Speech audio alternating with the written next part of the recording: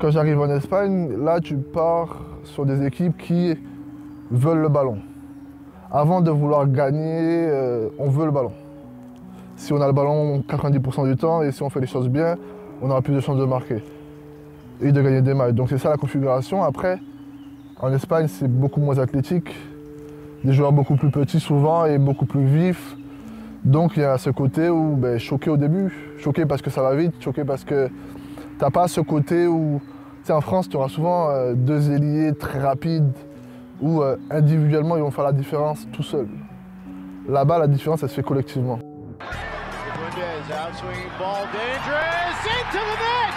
Going to mind if his save total is held under double digits. But here he tries to get the service on the corner. Can't get there. And the Revolution knock it in.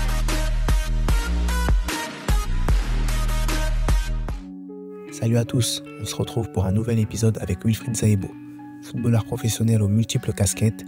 Dans cette interview, il nous parle de son parcours. Ensemble, découvrons son histoire.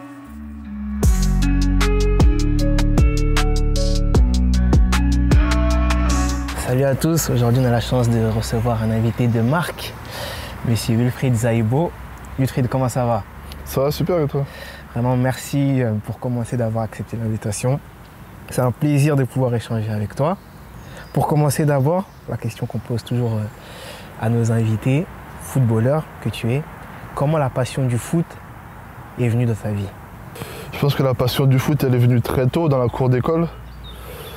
Je me souviens, j'ai commencé vraiment tard quand même, mais j'étais au CE1 ou CE2 et en Guadeloupe à l'époque, j'avais des amis qui jouaient dans la cour de récréation avec des capuchons, des bouchons de bouteilles. C'était un peu tout ce qu'on faisait à la récré.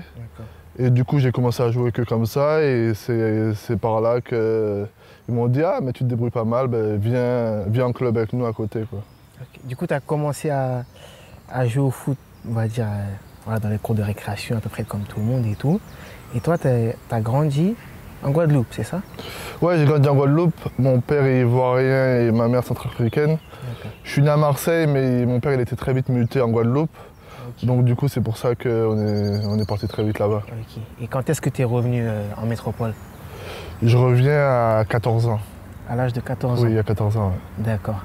Et quand tu reviens ici en métropole, quel a été ton premier club? Mon premier club en Guadeloupe, c'était le Red Star. Et dès que je prends la décision je dis à mon père que je veux jouer au foot et je veux partir en France parce que c'est vraiment... il y a quand même des possibilités limitées en Guadeloupe. C'est vrai. J'ai pas eu la chance d'être pris par des clubs pro. Et je lui dis quand même, non mais je veux essayer, c'est ce que je veux faire plus tard. Et il y a mon oncle qui habitait à Montpellier. Donc il me dit, si tu veux jouer au foot, y a mon frère, tu vas aller vivre chez lui. Il y a le club de Sète, qui était un club juste à côté de Montpellier. Donc c'est là où il m'envoie et c'est là où ça commence. Et du coup, tu commences, on va dire, en métropole, au FC Sète. Et c'est là que, on va dire que les recruteurs, etc. te découvrent ou c'est un peu plus tard? C'est un peu plus tard quand même, parce que quand j'arrive à Sète, il y a quand même un changement, une adaptation. Tu passes de la Guadeloupe à la métropole. C'est vrai qu'au début c'est très dur. Et Sète n'était pas un club, on va dire, professionnel. Donc j'arrive avec l'envie de faire carrière, mais j'arrive dans un club amateur et au début c'est des débuts très compliqués. Mais c'est après la 3e année où là, le téléphone commence à sonner, on commence à m'approcher. Et c'est là où je vois l'intérêt des différents clubs. T'avais quel âge à peu près à cette époque-là? J'avais 16. 16 ans. Ouais. Et juste après ça, tu signes dans un centre de formation ou... C'est l'année de 17 nationaux à l'époque, où là tu commences à te confronter contre que des clubs professionnels. Et on joue un match, on joue Ajaccio à domicile. Et je crois que sur le match, après 40 minutes, je prends un carton rouge, bagarre, ça se passe mal. Ouais. Et je crois que 3 semaines après, il y a Andy Delors qui jouait à 7, juste avant, qui m'appelle et qui me dit Allô Will, j'ai eu les gars du club, le coach des 18, il veut te faire venir. Toi. Ah ouais, d'accord. Andy Delors. Ah, je m'attendais pas à ça. Ouais, non, c'est comme ça que ça se passe. Parce qu'il y avait ce côté où et c'est ce qui s'était passé à l'aller avec Ajaccio, plus on va dire à l'époque. Hein, l'image d'Ajaccio n'était pas peut-être pas la plus belle, on va dire. Donc il savait que j'étais peut-être pas disposé à signer. Donc je pense que c'est pour ça qu'ils l'ont envoyé lui, parce qu'ils savaient que si c'était lui, bon, ça allait être un peu différent, quoi. Ok. Et c'est comme ça du coup que tu intègres l'année d'après le centre de formation d'Ajaccio. En combien? U18 du coup, U19? U18. U18. En U18, ouais. En D'accord. U18, c'est David Faderne, le coach qui me fait venir. Il ramène un peu, comme c'est les 18, il ramène quand même quelques joueurs de la métropole, plus avec des joueurs aussi de là-bas, et il fait un bon groupe, et c'est là où l'aventure à Ajaccio, ça commence, quoi. Ok. Et comment ça se passe du coup à Ajaccio? Parce que c'est voilà, c'est assez spécial, c'est la Corse. Est-ce que tu t'es bien adapté là-bas? C'était comment?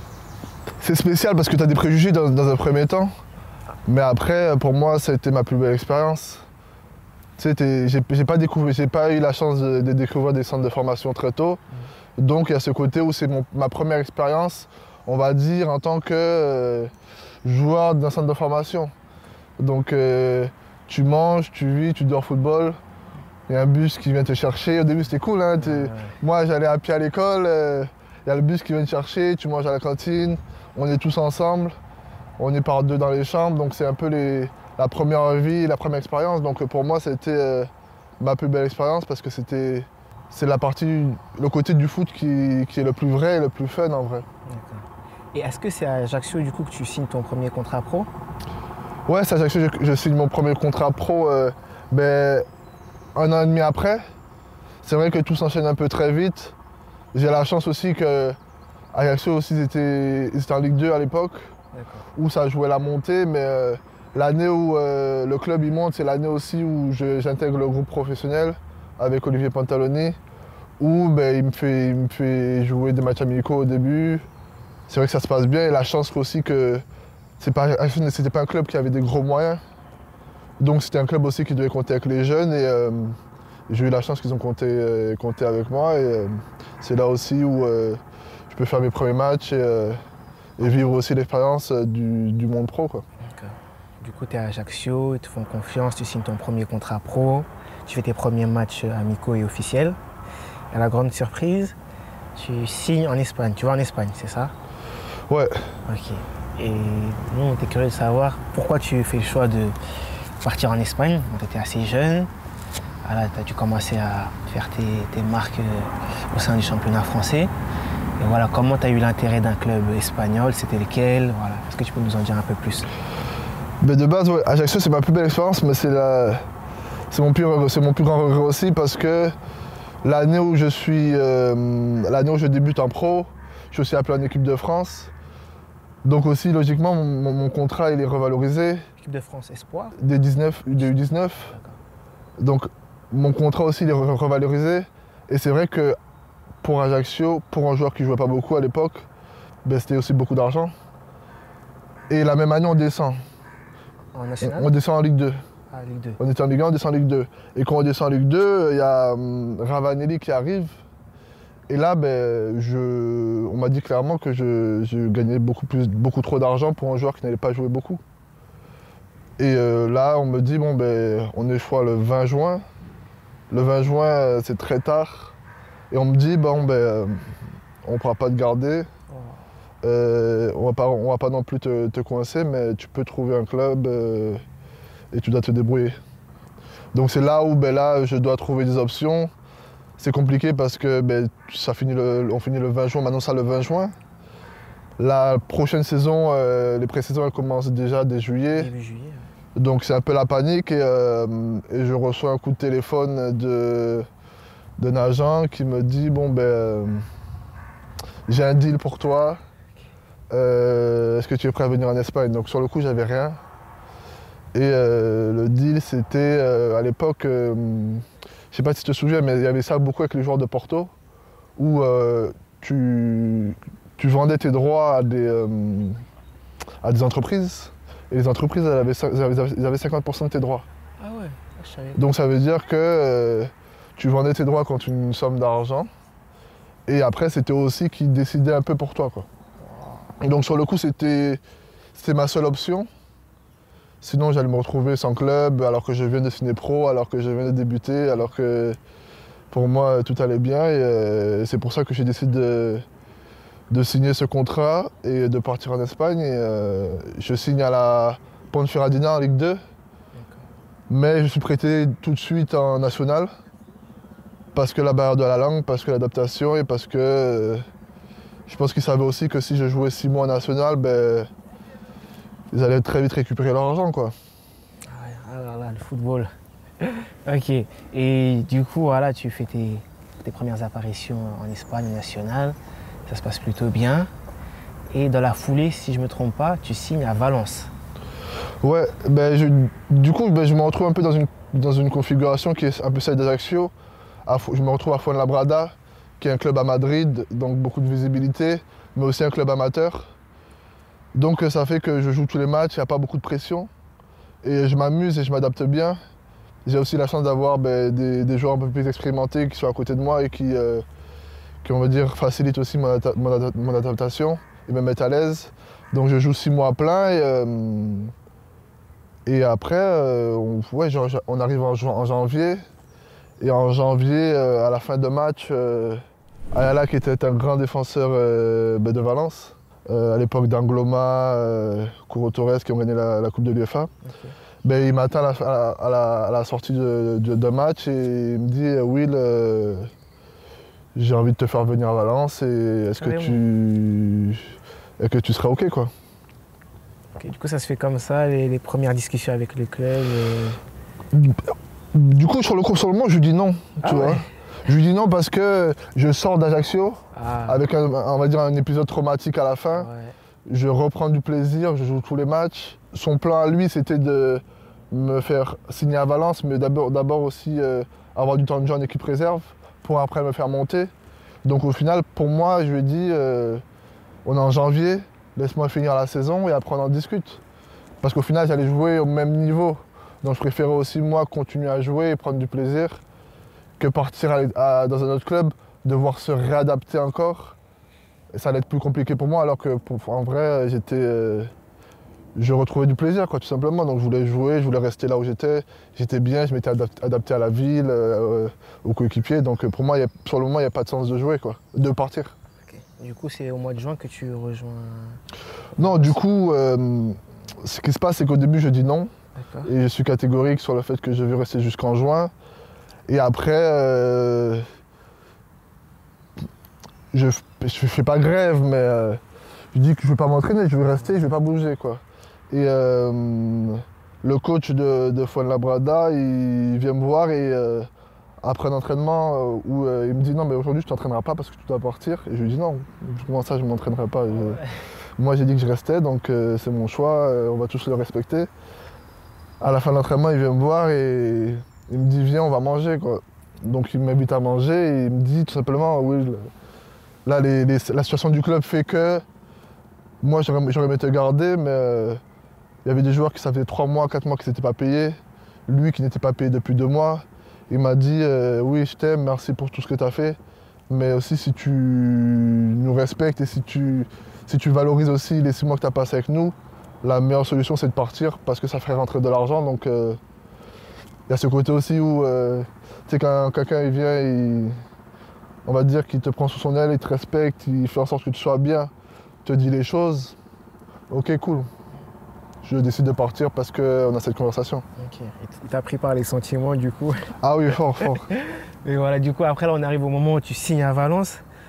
Là voilà, c'est une autre dimension, une autre sphère, c'est voilà, un club mythique en Espagne. Comment tu as réussi à t'adapter? Voilà, nous on était curieux de savoir c'est comment. Voilà, Valence c'est un grand club. Est-ce que tu as réussi à t'adapter? Tu as eu du temps de jeu? Voilà, comment ça s'est passé tes premières années là-bas?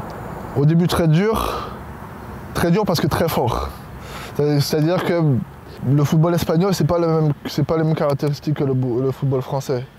Ouais. Le jeu, c'est à Valence, je pense qu'ils jouent toujours comme ça, mais à Valence c'était 4-3-3. 4-3-3 avec une sentinelle. Ce qu'on te demande en France, ou même en Espagne, on me demandait au début, dans un club qui était amateur, qui avait moins d'exigences, dans le club où j'étais avant, à Fuenlabrada, on défendait beaucoup. À Valence, parce que c'est Valence, tu domines 90% du temps. Donc ce qu'on demande à un 6, c'est pas la même chose qu'on me demandait avant. Donc très difficile au début parce que moi je voulais montrer que j'étais bon, je voulais porter le ballon, je voulais dribbler. Donc au final je me retrouve, on démarre beaucoup du gardien, on démarre beaucoup de derrière. Donc je me retrouve sur les 2 premiers matchs à perdre des ballons. Je crois que mon premier match, je vais me retourner, je suis devant la surface, je perds un ballon but. Après 30 minutes, le coach il me dit changement, viens t'asseoir. Donc compliqué. Et après il y avait des bons joueurs aussi, il y avait Porto qui joue à Girona maintenant. Donc il y avait une concurrence aussi qui fait qu'au début compliqué. Mais après, la deuxième année, ça a été beaucoup mieux. Et c'est là où j'ai commencé à prendre mes marques, j'étais habitué au système. J'avais aussi Ayala qui aussi venait voir tous les matchs et m'a aussi appris ou m'a dit aussi qu'est-ce qu'ils attendaient de moi en fait. Okay. Tu vois, ils attendaient juste que tu récupères, que tu joues simple. À un moment, j'étais obligé de jouer à 2 touches tout le match, parce qu'il me dit j'ai pas besoin que tu fasses 3 touches. Il y en a qui savent faire mieux que toi. Okay. T'es pas là pour ça, tu vois. Donc c'est aussi ce moment d'adaptation où, une fois que j'ai compris vraiment ce qu'ils attendaient et ce que je devais faire ou apporter à l'équipe, où là ça a commencé à glisser et là c'était beaucoup mieux. Je me suis adapté aussi à la ville, je commençais vraiment à parler espagnol, donc j'étais beaucoup plus à l'aise. Maintenant tu parles espagnol, t'es bilingue ou... Ah maintenant on se débrouille hein. Non on se débrouille, j'ai eu la chance quand même de voyager beaucoup, donc oui, espagnol, anglais, français. Tout à l'heure tu as un peu répondu à ma question, mais que j'allais te poser, le fait que le football espagnol est vraiment différent du football français. Est-ce que toi, tu t'es vraiment rendu compte de ça? Parce que voilà, on sait que le football espagnol, c'est vraiment réputé pour la technique, le tiki-taka, les choses comme ça. Et toi, est-ce que ça t'a vraiment marqué? Est-ce que ça t'a servi jusqu'à aujourd'hui, quoi? Ah oui, déjà, d'un premier sens, ça m'a marqué parce que moi, je suis formé à Ajaccio, donc je sors d'une équipe qui défend. Et qui va jouer le maintien et qui va essayer d'arracher un but à la 90e de fois. Donc c'est pas la même configuration. Quand j'arrive en Espagne, là tu pars sur des équipes qui veulent le ballon. Avant de vouloir gagner, on veut le ballon. Si on a le ballon 90% du temps et si on fait les choses bien, on aura plus de chances de marquer et de gagner des matchs. Donc c'est ça la configuration. Après, en Espagne, c'est beaucoup moins athlétique, des joueurs beaucoup plus petits souvent et beaucoup plus vifs. Donc il y a ce côté où, choqué au début, choqué parce que ça va vite, choqué parce que t'as pas ce côté où, tu sais, en France, tu auras souvent 2 ailiers très rapides où individuellement ils vont faire la différence tout seuls. Là-bas, la différence, elle se fait collectivement. Et c'est là où c'est spécial et tu dois t'adapter à... On doit faire la différence en équipe, avec le jeu, par la passe, par le déplacement. Et c'était plaisant aussi, tu vois, parce qu'il y a un côté où je suis pas le plus rapide, je suis pas le plus athlétique, je suis pas le plus endurant. Techniquement, je suis bon.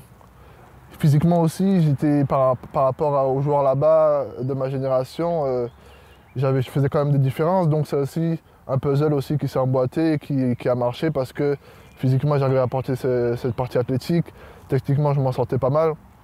Et après, c'était vraiment tactiquement où il fallait s'adapter. Donc c'était pour ça que le jeu espagnol, pour moi, est un jeu qui me convient. Après, je compare le foot à des ordinateurs. Hein. Au final, une fois que tu rentres des informations dans le logiciel, tu t'apprends et tu fais, quoi. C'est vrai, c'est vrai. Voilà. Là, après, Wilfried, tu as fait un bon passage en Espagne, plusieurs clubs. Surtout, tu finis en beauté à Valence. Et après, tu t'envoles direction les États-Unis. Si je dis pas de bêtises, c'est ça? Ouais, juste après Valence, et c'est pour ça que j'étais introduit un peu par rapport au contrat que j'avais signé par rapport à l'entreprise. À Valence, je dois renouveler mon contrat. Mais l'entreprise, vu qu'ils avaient mes droits, devait prendre une très grosse somme d'argent, qui revenait aussi à 55% de mon contrat à moi. Donc du coup, ma mère elle était venue le jour de la signature du contrat et on se retrouve et je vois que les numéros ne sont pas ceux qui avaient été annoncés. Donc du coup, sur le moment, ma mère elle me demande, elle se tourne vers moi et elle me dit est-ce que tu veux vraiment signer quoi? Donc sur le coup, je dis non parce que c'est pas ce qui avait été dit. Pour moi, à partir du moment où, entre guillemets, on ne te respecte pas, où les termes ne sont pas respectés, où le reste ne sera pas respecté après, parce que tu sais, tu signes un contrat, mais c'est aussi une valeur qu'on t'apporte, un temps de jeu qu'on va t'apporter aussi. Donc je ne signe pas le contrat à Valence et je pars en Ligue 2, en Segunda, au Nastic. Donc là, je joue une saison et demie là-bas et c'est là où je reçois un appel encore une fois de Phil Neville. Phil Neville qui était l'entraîneur qui m'a fait débuter à Valence. Et Phil Neville c'est la génération un peu des Beckham en Angleterre. Et il me dit Will, on vient de m'appeler. Brad Friedel qui était gardien à Tottenham à l'époque, qui était entraîneur à New England à Boston. Il m'a dit qu'il te voulait, est-ce que ça te dit? Et sur le coup, je me souvenais juste que dans ma chambre avec Josh, qui était mon chambré de l'époque, on avait mis un drapeau des États-Unis dans la chambre, tu vois. Ouais. Et on s'était dit, un jour, on va jouer aux États-Unis, tu vois. Quand il me dit ça, je dis ok, quoi. Je dis ok, et c'est une nouvelle expérience. Des gens qui te veulent vraiment. Entre guillemets, la personne qui m'a fait goûter aussi au monde pro à Valence, c'était un peu des conditions pour dire ok, je vais dans un club qui me veut, avec des gens qui comptent sur moi et pouvoir être important et faire ce que j'aime, quoi. D'accord. Du coup, c'est comme ça que tu arrives au State. Comment ça s'est passé là-bas? Parce que j'ai l'impression que c'est un pays que tu aimes depuis que tu es jeune, quoi. Comment ça s'est passé, l'adaptation et surtout le football là-bas, c'est comment? Parce qu'on sait que les États-Unis, c'est plus connu pour le basket, le foot américain. Comment c'est l'ambiance du soccer au State? Après, l'adaptation se passe super bien, hein, parce que aussi j'arrive comme un joueur entre guillemets important, donc valorisé. Donc moi aussi, de mon côté, j'avais ce rêve et cette envie de partir aux États-Unis. Donc j'arrive avec des grands yeux, je veux tout découvrir, je veux tout voir. Donc de ce côté-là, c'était super. Et aussi, comme tu as dit, aux États-Unis, c'est pas pareil. C'est-à-dire que moi, je sors de clubs comme Ajaccio ou Valence où il y a une grosse pression, mais pour deux raisons différentes. C'est qu'Ajaccio, si tu descends, si le club il descend, c'est des gens qui perdent leur travail, c'est, on va dire, une économie qui embête parce que c'est une petite ville, il n'y a pas beaucoup de gens, donc tout le monde va au stade et tout le monde supporte la ville. Donc si tu descends, c'est aussi la ville aussi qui en perd aussi, on va dire. Et à Valence, c'est tout l'inverse, c'est-à-dire que tu avais cette pression où c'est un grand club, en Espagne c'est vraiment des fanatiques, où tu as cette pression où il faut gagner tous les matchs, où tu es dans un groupe avec des gens où il faut se qualifier pour des compétitions européennes.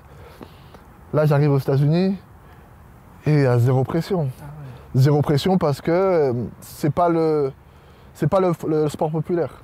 En France, le foot est le sport populaire. Là-bas, on va mettre cette pression-là aux footballeurs américains, aux basketteurs qui vont jouer les playoffs. Nous, on demande juste de jouer, quoi. Et au final, il y a un système aussi qui fait qu'il n'y a pas de descente, il n'y a pas de montée.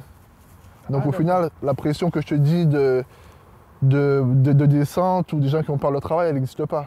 Donc au final, que ça se passe bien ou mal, objectivement, n'a aucune répercussion sur le club ou sur les finances. Donc là, il faut juste faire les playoffs. Si tu fais les playoffs, tu as réussi ta saison. Si tu les fais pas, on se revoit l'année prochaine, quoi, tu vois. Ok. Du coup, ouais, c'est pas du tout la même ambiance, pas du tout la même pression, etc. Mais tu as pris du plaisir quand même à jouer là-bas. Ah oui, non, moi j'ai pris du plaisir. Tu as ce côté aussi où je découvre. La première année, la première année, c'est de découverte. En vrai, j'étais parti aux États-Unis avec mes parents, j'avais 12 ans. Là, j'arrive en tant qu'adulte dans des conditions qui me sont aussi favorables.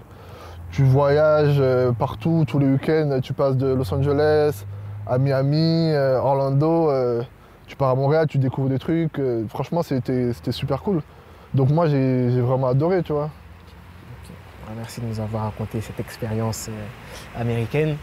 Du coup, tu fais 2-3 saisons là-bas. 4 saisons. 4 saisons, ok, tu fais 4 Je fais saisons. 3 saisons et demie à New England. Ah ouais, quand même. Et après, je me retrouve prêté, malgré moi, à Houston 6 mois. Franchement, ce qui est impressionnant de ce que je t'écoute, c'est que la carrière d'un footballeur, des fois, se fait de certains deals que les footballeurs ne sont même pas informés, mais des fois, c'est un peu forcé. Je sais pas si tu confirmes ça, quoi. Ouais, c'est qu'au final, quand tu arrives dans le monde on va dire plus pro, tu as ce côté où ça devient aussi un business. Ouais. Donc c'est un business pour moi, c'est un business pour mon coach, c'est un business pour le directeur sportif, c'est un business pour le club. Donc tu as cette partie business qui n'est pas visible, parce que quand tu vas voir un match le week-end, tu te focalises sur les 11 joueurs qu'il y a, tu vois. Alors que derrière, tu as des agents. Les agents, c'est leur métier. Si moi, aujourd'hui, je suis agent, je veux faire venir des joueurs, je veux pouvoir les vendre. Si je les vends, ça libère une place, donc ça ramène aussi une possibilité de faire rentrer de l'argent. Après, donc tu as tout ce côté où c'est des roulements. Tu sais, il y a des Florian Balmont ou des Benjamin Nivet ou des Totti qui jouent 10 années dans le même club. C'est très rare. C'est vrai. Parce que le football, le côté business n'est pas fait pour ça. Ouais. Et maintenant, j'ai l'impression que le côté business l'emporte souvent, malheureusement. Ah, maintenant, on s'est rapproché à du trading. Tu vois, avant, c'était un business.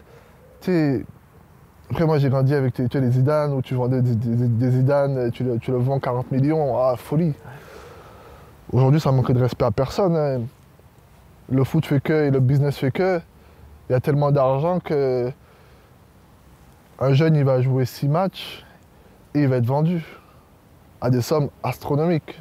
Et heureux pour le joueur, hein, parce que au final, les gens ils disent que c'est des grosses sommes, mais les grosses sommes sont prises par d'autres personnes et pas par le joueur.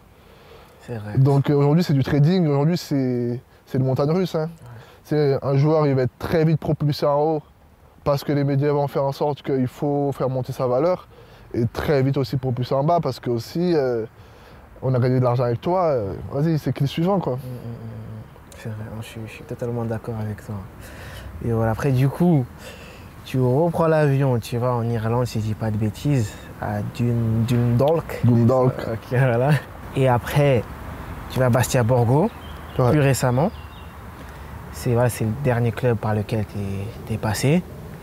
Tu reviens en Corse, là où tu as fait tes premiers matchs, on va dire, en professionnel. Et là, on arrive à une période de ta carrière où tu approches la trentaine, tu as eu pas mal d'expérience. Là, en ce moment, même où on fait l'interview, tu es sans club. Comment tu vois ton avenir dans le monde du foot? Parce que voilà, c'est un âge où, je pense que tu vas me le confirmer, où voilà, il te reste peut-être 4-5 ans dans le monde du foot, voire plus, ça dépend. Voilà, comment tu te projettes, toi? Comment je me projette? Je veux rejouer. Je veux rejouer parce qu'au final, c'est ma passion, tu vois. J'ai commencé depuis que j'ai 12 ans. Je suis rentré au Crêpes en Guadeloupe. C'est ce que je voulais faire. Donc c'est aussi... cette passion aussi prend une grande place dans ma vie. Aujourd'hui, je suis sans club, mais par addiction, je me lève tous les matins à aller courir, tous les matins aller m'entraîner, tu vois, sans rien attendre en retour. Parce que comme tu as dit, j'ai 30 ans. J'en ai plus 20. Moi, je pars du principe où j'ai eu quand même la chance, Dieu merci, de pouvoir avoir de bonnes expériences, de voyager, de gagner un peu d'argent. Je sais ce que c'est. Aujourd'hui, je veux jouer, mais pas sous n'importe quelle condition. C'est vrai. Donc, ouais, on va bien voir ce qui va se passer. J'ai envie de tirer un peu la corde jusqu'au 34, ouais. Si le corps le permet. Mais c'est vrai qu'aujourd'hui aussi, il y a d'autres choses qui sont importantes pour moi. Et il y a ce côté aussi où je dis souvent à mes amis, tu sais, quand tu es jeune ou même aujourd'hui, quand tu es en dehors du foot, tout le monde rêve de jouer au foot. Par contre, quand tu joues au foot, tout le monde rêve de réussir à l'après, tu vois. Et aujourd'hui, c'est quelque chose qui prend beaucoup plus de place, tu vois. L'après, qu'est-ce qu'on va faire après? Wilfried, il y a une question que nous, on aime poser à tous nos intervenants. Quel est le joueur ou les joueurs les plus forts, les plus impressionnants que tu as pu rencontrer au cours de ta carrière? Moi, de joueurs, j'en donnerais peut-être 2.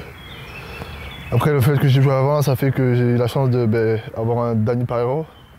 où Dani, c'était un joueur pas rapide, pas endurant, pas très costaud, mais avec une qualité et une personnalité incroyable. Ça veut dire que c'était un joueur où si tu jouais au Camp Nou ou si tu jouais à domicile, hué par les supporters ou pas, il va faire la même chose. Et aussi, c'est un joueur qui m'a un peu pris sous son aile et qui m'a montré aussi qu'est-ce qu'un milieu défensif devait faire au haut niveau. Et il avait toujours ce côté où, peu importe quel ballon, c'est un joueur qui joue à 90% vers l'avant. Et c'est aussi quelque chose qu'il me disait souvent. Et après, tu as Seydou Keita. Ouais. Seydou Keita qui arrive de l'AS Roma. Et là, c'est tout de suite une prestance, une aura. À l'entraînement, c'est le meilleur. À l'entraînement, tous les jours, c'est une intensité où même lui aussi, il venait, il me disait toujours à l'entraînement, c'est un match. À l'entraînement, Alcacer, pas Alcacer, Parejo, André Gomez, Cancelo, c'est pas mon problème. Okay. Si on doit lever des gens, on va les lever. C'est l'exigence aussi du haut niveau où je voyais qu'après le week-end, il était vraiment au-dessus et même à 34 ou 35. Ok, franchement, tu as eu la chance de jouer avec des grands joueurs. Tout à l'heure, tu avais quasiment fait la transition. Moi, je voulais te parler de l'après-carrière. Et surtout, ce qu'on aime avec ton profil, c'est que voilà, tu as que 30 ans, mais toi, tu es déjà dans une démarche où tu travailles sur plusieurs projets. Et moi, c'est ce que j'ai adoré, notamment le fait que tu as lancé ta propre marque d'habits qui s'appelle Invisible Pain. Est-ce que tu peux nous en dire plus? C'est quoi voilà, la mentale, l'esprit de cette marque? Et comment tu as eu l'idée de faire une marque d'habits? Après, j'ai eu la chance, malgré moi, d'avoir du temps. C'est-à-dire que quand je sors de Dundalk, je me déchire la hanche. C'est-à-dire que de base, je ne savais pas si j'allais rejouer ou pas. Donc j'arrive à un moment où, on va dire un peu un trou noir, où je ne savais pas si j'allais me remarcher dans les 3 prochains mois, je ne savais pas. Donc j'ai eu du temps.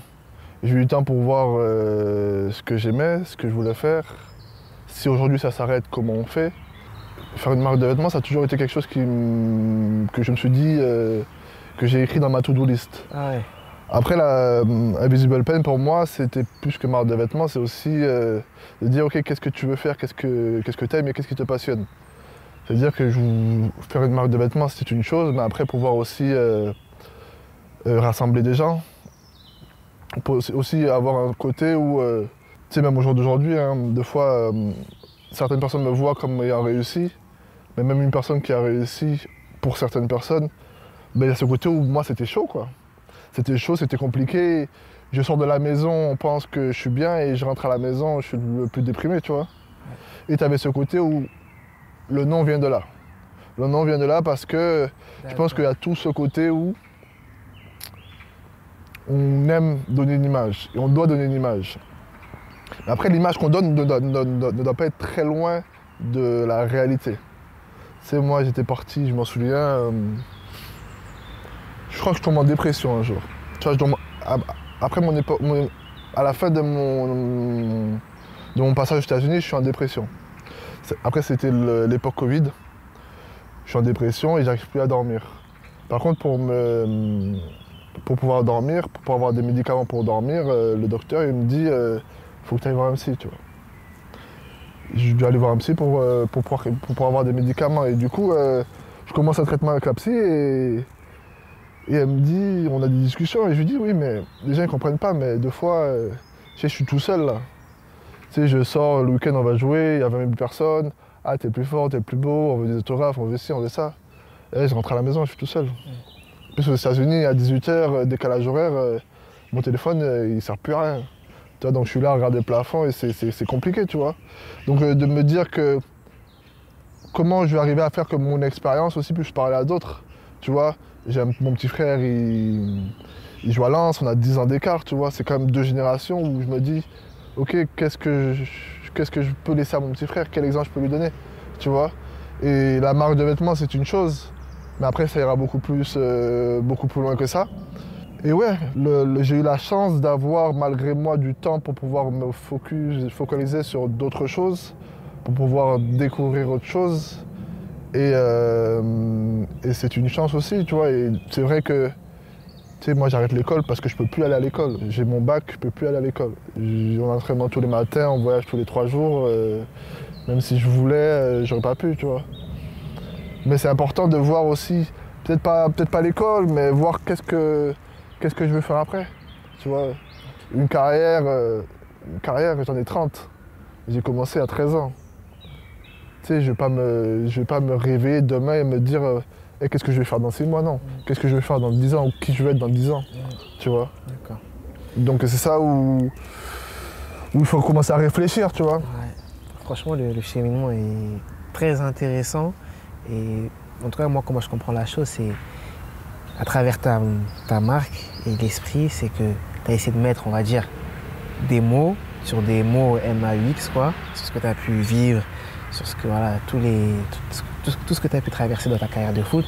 Et ce qui est intéressant, c'est que, on va dire, je découvre vraiment ton histoire aujourd'hui grâce à cette interview, parce que déjà, nous, on s'est rencontrés grâce au sujet de la dépression dans le monde du foot, grâce au livre que j'ai écrit. Et après, on s'écrivait sur les réseaux, sur Instagram et tout. Et c'est vraiment enrichissant pour moi et intéressant de... Et on te remercie aussi que voilà, tu prennes le temps de parler de la dépression dans le monde du foot, parce que c'est quelque chose qui existe malheureusement et que malheureusement c'est un sujet tabou.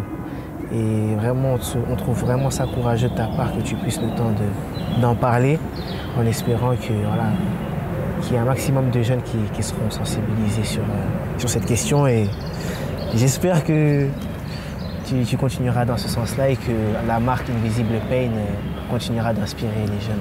Non, après ça, c'est quelque chose d'important, tu vois, parce que on va dire que dans le monde du foot, c'est un monde parallèle. C'est-à-dire que des gens qui tombent en dépression dans la vraie vie, dans le monde réel, ce sont des gens qui ont 30 ans passés, 2 fois se retrouvent mariés depuis 10 ans avec un boulot qui ne leur plaît pas, une situation qui ne leur plaît pas économique non plus. Là, tu te retrouves dans un monde du foot où c'est très peu d'appelés, beaucoup d'appelés, très peu d'élus. Ouais. Beaucoup d'exigences et une pression, on va dire une pression incroyable, une pression de la famille, une pression de ce que tu renvoies. Tu sais, à partir du moment où c'est populaire, tout le monde veut jouer au foot. Tous mes amis aujourd'hui, c'est des mecs avec qui j'ai joué 2 fois il y a 15 ans, ou 2 fois il y a 10 ans, ou des gens qu'on a été formés ensemble. Tous n'ont pas réussi, tu vois. Et c'est dur. Tu vois, c'est dur. Et 2 fois, même, quand je te dis que moi, j'ai réussi, tu sais, moi, il y a des gens qui se comparent à moi. Moi, je me compare à mes potes qui sont plus hauts. Et c'est toujours comme ça s'arrête jamais. Donc, on a aujourd'hui quand même aussi ce devoir de se dire, tu sais, qu'est-ce qu'on peut laisser, tu vois. Ronaldo, il laissera des ballons d'or. Nous, qu'est-ce qu'on peut laisser? Ben, c'est aussi de dire, parler de ces sujets, tu vois. Parce que c'est une expérience aussi qui m'est propre. Aujourd'hui, je me sens bien, tu vois, parce que j'en ai parlé, parce qu'aujourd'hui, je suis aussi ouvert à ça. Et quand tu disais Invisible Pain, tu vois, quand tu dis que c'est plus aussi qu'une marque de vêtements, c'est aussi avoir ces conversations, tu vois. Très intéressant. Et pour revenir sur ta marque Invisible Pain, est-ce qu'il y a une boutique physique ou pour l'instant on peut acheter qu'en ligne? Et en plus, j'ai vu que tu as habillé pas mal de célébrités. Est-ce que tu peux nous en dire un peu plus là-dessus? Pour le moment, il n'y a pas de boutique physique. Il n'y a qu'une boutique en ligne. Et après, mes DM ils sont ouverts. C'est très bien. Mais oui, après, j'ai eu la chance d'habiller quelques personnes. Enfin, célébrités, pas célébrités. Des humains, on va dire. Tu vois, qui ont beaucoup plus de visibilité que d'autres. Mais après, la vision à long terme, c'est beaucoup plus qu'une boutique, tu vois. Okay. Ça va beaucoup plus, ça va au-delà de ça. Donc, c'est aussi, tu sais, moi, je compare ça aussi à ma thérapie, dans le sens où, comme je t'ai dit tout à l'heure, qu'est-ce que je veux faire plus tard, qui je veux être plus tard, tu vois. Qui je veux être plus tard, c'est quelqu'un qui sait gérer un business, c'est quelqu'un qui sait m'asseoir et avoir un podcast, c'est quelqu'un qui sait rassembler, c'est quelqu'un qui sait aussi montrer l'exemple, s'exprimer. Et c'est des choses qui me passionnent, donc ça sera beaucoup plus que ça. Moi, ce que je retiens, c'est qu'au-delà d'une marque, c'est un mindset, c'est une mentalité. Et franchement, c'est magnifique. Et voilà, n'hésitez pas, Invisible Pain. Voilà, vous pouvez contacter directement Wilfried sur Instagram. Et voilà, on mettra toutes ces références-là. Une autre chose que moi j'ai vraiment plus qu'apprécié chez toi, c'est que tu as pu, voilà, pendant ton temps libre, étudier à Harvard. Est-ce que tu peux me dire comment tu as eu l'idée de reprendre tes études? Et c'est dans l'objectif d'avoir quel certificat, comment ça s'est passé, quel genre de personnes tu as rencontré. Voilà, franchement, ça c'est ce que j'ai kiffé chez toi. Après, par rapport à ça, on va dire que je suis un privilégié. Alors, je ne vais pas te mentir, j'ai quand même eu la chance de pouvoir être accepté parce qu'Harvard, c'est Boston, c'est la ville. Moi, je joue à New England. Donc, il y avait une inscription qui devait se faire. Un ami à moi, qui me connaît, avec qui on a eu souvent ces genres de discussions un peu plus ou moins profondes, deep, m'envoie un message et me dit hey, t'as pas vu, il y a des inscriptions pour le crossover into business, c'est-à-dire ils prennent tous les athlètes, ils font une sélection d'athlètes et en fait tu fais une business school de manière accélérée sur un an, tu vois. Donc il m'envoie un DM, je rentre et en rigolant, ben vas-y, je lui dis ben vas-y, je le remplis, je fais une lettre de motivation en anglais rapidement, je suis couché dans mon lit, je lui dis ok d'accord, je pose mon téléphone. Et après, 6 mois après, je reçois un email et on me dit ouais, vous avez été sélectionné. Sélectionné pourquoi? Pour Harvard. Donc ouais, au début c'était, je m'en rendais un peu pas compte, tout simplement. Et après, j'ai eu la chance d'y aller, d'y être, de côtoyer des personnes que je voyais un peu à la télé, des boxeurs, des gens que moi je dirais connus, tu vois. Et c'est cool parce que on va dire, j'ai toujours eu dans mon malheur une chance, c'est-à-dire que je me retrouvais avec des gens qui ont 38 ans, 40 ans, ils sont en retraite et moi j'en ai 29, 30, tu vois. Et j'ai la chance de pouvoir être à l'intérieur et à l'extérieur en même temps et de me dire ok d'accord, ok quels sont les moves à faire ou qu'est-ce que tu dois faire pour pouvoir réussir après. Donc ouais, à Harvard c'était une opportunité incroyable. Les contacts font pas beaucoup de sens des fois, c'est pas logique, c'est pas normal, mais ouais, j'ai eu cette chance-là et j'essaie d'en profiter. Franchement, c'est magnifique et j'espère que voilà, il y a plein de footballeurs qui prendront exemple sur le profil de Wilfried parce que bien souvent on pense que le footballeur il est bon qu'à jouer au foot, il ne réfléchit pas et tout ça, mais quand on voit que voilà, la réflexion de Wilfried, lancer sa propre marque, reprendre ses études, rencontrer des gens. Voilà, c'est ce que, pour moi, un footballeur doit faire pendant son temps libre. Pour moi, je compare les footballeurs à des scientifiques. C'est-à-dire qu'à partir du moment où un docteur, il passe un concours et il y a 10 000 appelés et 300 élus, il faut être fort. Un footballeur, il n'est pas plus bête qu'un docteur. Ouais. C'est juste qu'il est extrêmement doué à ce qu'il fait. Ouais. Et au foot, c'est 90% la tête, 10% le physique. C'est vrai, je suis d'accord avec toi. Wilfried, on arrive sur la fin de cette interview. Tu sais, nous, on aime bien, on va dire, propager des messages qui sont positifs. Et voilà, te recevoir aujourd'hui, c'est une chance pour nous. Et on aimerait voilà, que tu adresses un message inspirant à la jeunesse. On sait que tu as un petit frère qui est jeune, qui est à Lens. Voilà, tu es son grand frère, tu es là pour l'épauler, lui donner des conseils. Je pense qu'il y a beaucoup de jeunes qui regardent nos interviews. Et toi, quel est le message inspirant que tu aimerais donner aujourd'hui? Inspirant, c'est compliqué, mais la seule chose que je pourrais dire, c'est d'être deux choses. Objectif et borné. Objectif parce que il faut pouvoir se regarder dans le miroir et se dire que je déconne ou que je fais pas assez, se remettre en question. Et borné parce que si tu as un rêve, c'est le tien. C'est ni celui de ton père, ni celui de ta mère, ni de ta voisine. Au final, ça prend du temps et c'est très très compliqué. Donc au final, il faut être borné parce que tu rentres dans un tunnel et des fois, tu sais pas quand tu vas ressortir. Donc c'est le mélange des deux, la balance objectif et borné, parce que des fois, il faut ralentir, des fois, il faut accélérer. Des fois, il faut se poser les bonnes questions et être ouvert à tout. Être ouvert à tout parce que des fois, on ne se rend pas compte, mais le foot, c'est C'est 30% de ta vie, 10% de ta vie. Aujourd'hui, j'en ai 30. Si j'arrête aujourd'hui, j'espère que je vais mourir à 80 ans, mais j'ai rien encore fait, tu vois.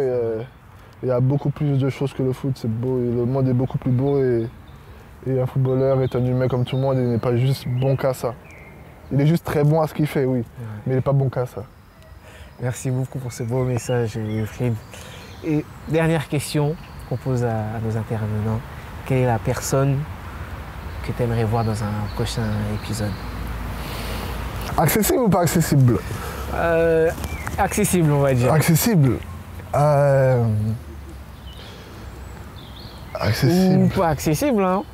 On sait jamais. On sait jamais, hein. On est toujours à un DM près. Ouais. Il y a Quentin Gakuto, centrafricain. Ah oui. Quentin, moi, quand j'étais à 7, il était à Monaco, je le regardais. C'était un phénomène, un crack. Et je crois qu'il est pas loin, il est à Paris, donc je pense que s'il y a un bon DM et une bonne lettre de motivation, ça peut le faire. Ok. Merci infiniment, Wilfried, déjà ta disponibilité et merci d'avoir répondu à nos questions. Il n'y a pas de souci, le plaisir est partagé. Merci, Wilfried, à la prochaine. De rien.